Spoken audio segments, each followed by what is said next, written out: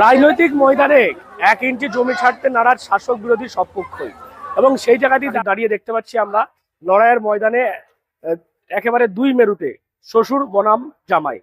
একদিকে যখন শ্বশুর জাতীয় কংগ্রেসের প্রার্থী হয়ে তৃণমূলের প্রার্থী সাথী খন্দকারের বিরুদ্ধে লড়াই দিচ্ছেন, অন্যদিকে আবার সেই তৃণমূলের প্রার্থী সাথী খন্দকারের হয়েই কার্যত প্রচারে এগোচ্ছেন। দেখা যাচ্ছে বিভিন্ন জায়গায়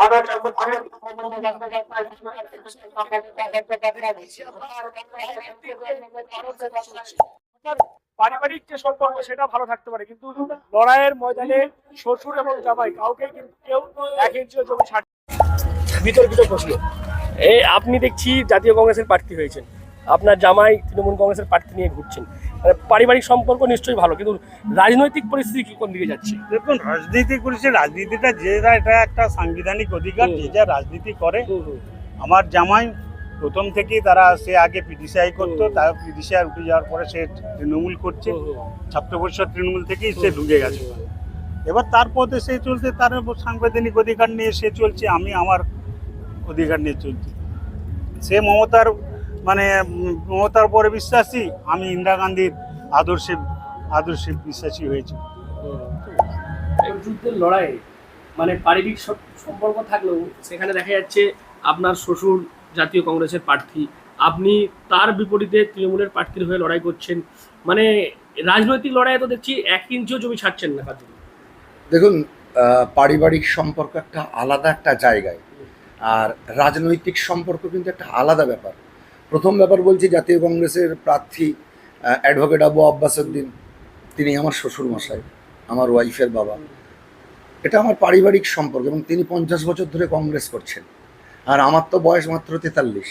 তা আমি তো তৃণমূল কংগ্রেসই করি, আমি তো কোনোদিন কংগ্রেস করিনি, ফলে কংগ্রেসের প্রতি আমার কোনো দায়বদ্ধতা নেই, ঠিক আছে। আর তৃণমূল কংগ্রেসের সেই তৃণমূল ছাত্র পরিষদের সভাপতি, তৃণমূল যুব কংগ্রেসের সভাপতি, কখনো তৃণমূল কংগ্রেসের জেনারেল সেক্রেটারি, কখনো কাউন্সিলর, তা খুব স্বাভাবিক ব্যাপার। আমার তৃণমূল কংগ্রেসেই আমার সব কিছু, তা স্বাভাবিক ব্যাপার। একটা উদাহরণ দিলে বুঝতে পারবেন, ইউসুফ পাঠান আর ইরফান পাঠান যখন আইপিএলের 2 দলে খেলে, কেউ কি খারাপ বল করে বা খারাপ ব্যাট করে? নিশ্চিতভাবে করে না। পারিবারিক সম্পর্ক আলাদা, উনি একদম আমার কাছে সম্মানের, আমার পারিবারিক রিলেশন। রাজনীতির ব্যাপারটা আলাদা, রাজনীতিতে কেউ কাউকে 1 ইঞ্চি জমি ছাড়বেন না, এটা আমি জানি। উনি ওনার কার্যকলাপ চালাচ্ছেন, আমি আমার কার্যকলাপ চালাচ্ছি। রাজনীতি দেখা যাক 4 তারিখে কী হয়, কে হারে আর কেই বা জেতে, সেটা জনগণ দেখবে। আর আমি মনে করি কখনো এটা করা উচিত নয়। যারা এগুলো ভাবে অনেক সময় পারিবারিক, আমাকে অনেকে জিজ্ঞাসা করছে যে কবিরুল তুমি কি কংগ্রেসে ভোট দেবে শ্বশুরমশাই? কেন, কিসের জন্য আমি দেবো? ব্যাপারটা এটা তো নয় যে আমি তৃণমূল কংগ্রেস করি। হ্যাঁ, অবশ্যই আমার শ্বশুরমশাইয়ের প্রতি আমার শুভেচ্ছা ভালোবাসা আছে, সেটা একটা আলাদা পার্ট। কারণ মোহনবাগান ইস্টবেঙ্গলে যখন খেলা হয়, খেলার শুরুতে 2 দলই কিন্তু হাত মেলে একে অপরকে শুভেচ্ছা জানায়, ওটা একটা আলাদা পার্ট। তো আমার মনে হয় না যে পারিবারিক সম্পর্কে কোনো কি বলবো ইফেক্ট পড়বে, আমার মনে হয় না, কোনোদিনই নয়। শেষ প্রশ্ন, আপনারা শ্বশুর জামাই রাজনৈতিক ময়দানে লড়াই করছেন, বাড়িতে পার্সোনালি বসে একসঙ্গে চা খাচ্ছেন, সাধারণ মানুষ তারা লড়াই করে মরছে। কি এটা আবার কী ধরনের কথা? আমিও তো লড়াইয়ের ময়দানে আছি, শ্বশুর জামাই দুজনেই লড়াইয়ের ময়দানে আছে। আমার শ্বশুর মশাইও এই বয়সে, নাও হি ইজ 68 ইয়ার্স ওল্ড, তাতে তিনি এই রৌদ্রের মধ্যে সবসময় তো উনি এসিতে বসে থাকা লোক, সেই লোকটা আজকে যে ঘাম ঝরাচ্ছে, আমিও ঘাম ঝরাচ্ছি, তাহলে এটা ভুল কথা। আবারও বলছি, এটা ভুল কথা। আর দেখুন, যেহেতু উনি আমার শ্বশুরমশাই, তার সঙ্গে আমার রাজনৈতিক আলোচনাই হবে। তিনি আমাকে বিভিন্ন সময় বিভিন্ন পরামর্শ দেন যে জামাই কবিরুল তুমি এইভাবে রাজনীতি করবে। তিনি আমাকে অনেক শিক্ষা দিয়েছেন, আমি অস্বীকার করতে পারি না, যে সবসময় মাথা উঁচু করে রাজনীতি করবে বাবা, এমন কিছু যেন না শুনি কোনো দিন যে কোনো খারাপ কথা বলে কেউ মানুষ। আজও সেটাকে কিন্তু আমি মেনটেন করি, আজও আমার মুখ দিয়ে কোনো খারাপ শব্দ ব্যবহার হয় না, আজও কোনো মানুষের সঙ্গে খারাপ ব্যবহার করিনি, এমন কোনো কাজ করিনি যে আমার পরিবারের অপমান হয়, ঠিক আছে, আমার আব্বা বা আমার শ্বশুরমশাইয়ের কোনো করিনি, ঠিক আছে।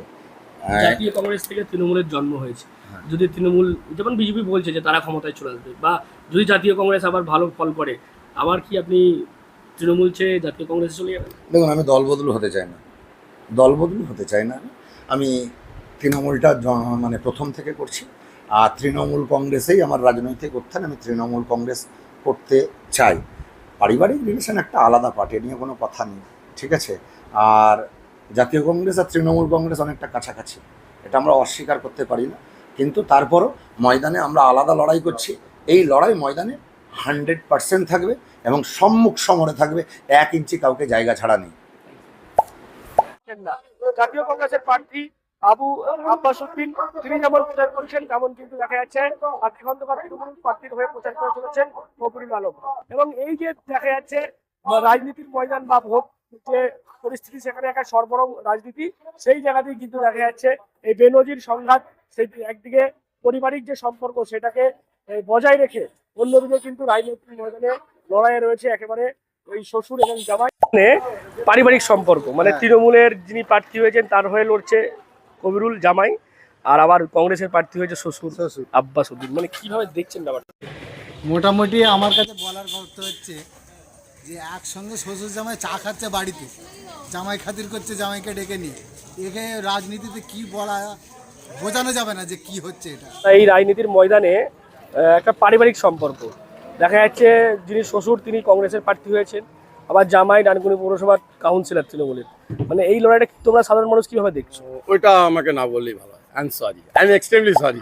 দুই মেরুতে একজন তৃণমূলের হয়ে করছেন লড়াই, একজন আবার জাতীয় কংগ্রেসের হয়ে। এভাবেই কিন্তু দেখা যাচ্ছে বেনজির এই সংঘাত। তবে যেমনটা সাধারণ মানুষ বলছেন যে ঠিক এভাবেই শিক্ষা নেওয়া উচিত, সম্পর্ক সকলের সাথে ভালো রাখতে হবে, পারিবারিক সম্পর্ক হোক বা যে কোনো সম্পর্ক হোক, কিন্তু রাজনৈতিক ময়দানে লড়াইটা কিন্তু আলাদাভাবে বজায় থাকবে। অর্থাৎ রাজনৈতিক ময়দানে লড়াই হলেও পারিবারিক সম্পর্ক বা আমাদের প্রতিবেশীর সম্পর্ক সেটাকে ভালো রাখতে হবে। কারণ রাজনৈতিক নেতারা তারা রাজনৈতিক ময়দানে তারা দেখাবে যে তারা একে অপরের সঙ্গে লড়াই করছেন, কিন্তু বাস্তবের মাটিতে তারা একসময় একসঙ্গে চা খান বা একসঙ্গে বাড়িতে থাকেন। সেই সৌজন্যতার রাজনীতি যাতে হয় সেটাই চাইছেন কিন্তু রাজনৈতিক মহল বা এলাকার মানুষজন, এমনটাই তারা বলছে। সব মিলিয়ে দেখা যাচ্ছে এই ভোটের মরশুমে এইরকমও ঘটনা দেখা যাচ্ছে, সেখানে কিন্তু একদিকে যেমন জামাই, অন্যদিকে শ্বশুর, একেবারে দুই আলাদা তিমিরে, তারপরেও কিন্তু তাদের সম্পর্ক, তাদের পারিবারিক বিষয় সেটা তারা বজায় রেখেই রাজনৈতিক ময়দানে কিন্তু কেউ কাউকে 1 ইঞ্চি জমি ছাড়ছেন না। আপনারা কি বলবেন এই বিষয় নিয়ে অবশ্যই কমেন্ট বক্সে। আর এরকম আরও খবর পেতে নজর রাখুন ডিএনএন বাংলায়। ডিএনএন বাংলা সবার মনে, সবার ফোনে।